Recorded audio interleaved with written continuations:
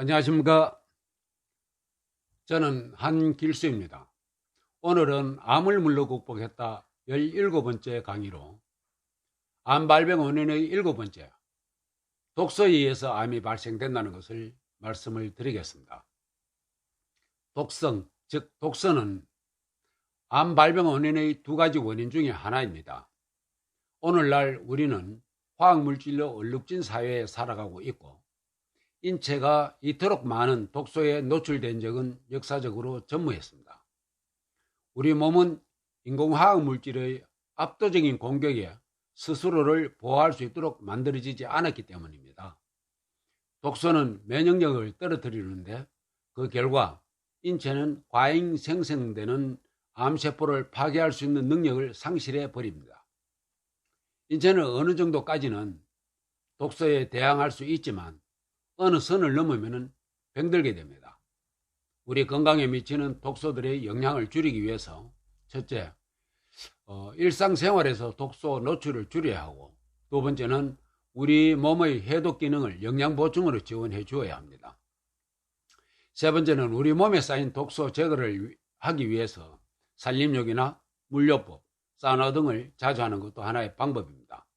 세포 간 소통에 방해하는 신체의 피드백 기전, 즉 호르몬의 정상적인 활동을 보호하는 것을 손상하고 또 세포의 성장 균형을 조장하는 능력을 상실케 할 수 있습니다.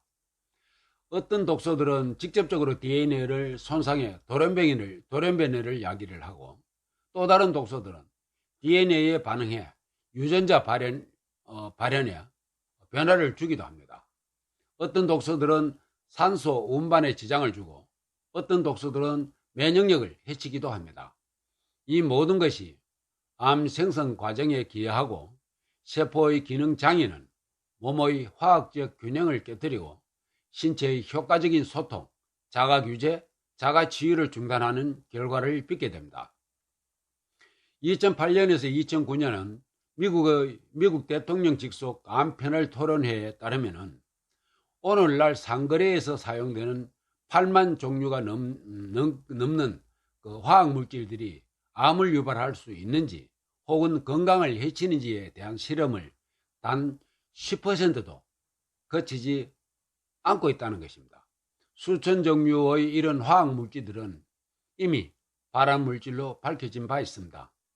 유네스코 과학자들에 의하면 우리에게 노출되는 독소의 총량은 동물들에게 노출되는 것보다 75배가량 더 많다고 합니다. 플라스틱 물병 사용을 금하고 통조림 식품과 캔 음료를 섭취하지 않도록 하여야 합니다. 지역에 따라 환경에 따라 차이는 있을 수 있으나 우리가 무심코 아무런 생각 없이 마시는 공기들 속에 화학물질, 방사선 물질 등 헤아릴 수 없는 수만 가지의 독소들을 호흡하고 있고, 미세먼지들 속에도 수백 수천 가지의 유해 물질들을 보고 알면서도 독소들 속에 살아가고 있습니다. 2010년 10월 26일 슈퍼펀드, 그러니까 미국의 공해방제 사업을 위한 대형 기금입니다. 독소 환경적 건강에 대한 미국 상원 소위원회에서 켄 쿡 환경그룹 회장은 우리는 수백 가지 독성 화학물질을 자궁 안에 있는 태아들 혈액 속에 발견했다라고 했습니다.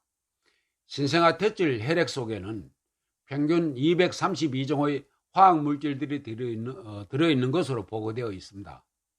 이런 화학물질들은 선천적 장애, 발달 장애, 뇌 손상과 신경계 손상, 암을 유발하는 것으로 알려져 있습니다. 독소는 단순하게 생각할 문제가 아니라 정말 심각한 문제입니다. 독소 유입을 줄이고 싶다면 당신이 먹는 음식에서부터 시작하여야 합니다.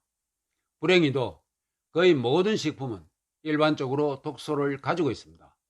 마트에서는 독소가 없는 식품이 거의 없습니다.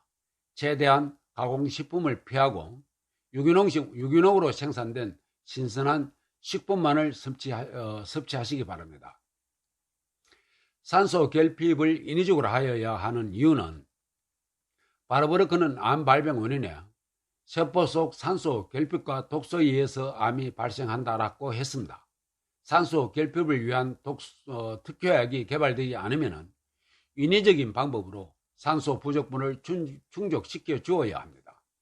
우리 국민 모두가 자연인과 같은 삶을 살지 않더라도 유기농으로 생산된 건강한 식재료들에서도 산소가 생산되기에 식단로로 또 편백나무, 소나무 속잎육, 산림욕을 자주 하여 피톤치드 효소를 많이 호흡할 수 있는 방법이면 산소 결핍 상당 부분을 해결할 수 있을 것으로 생각을 합니다.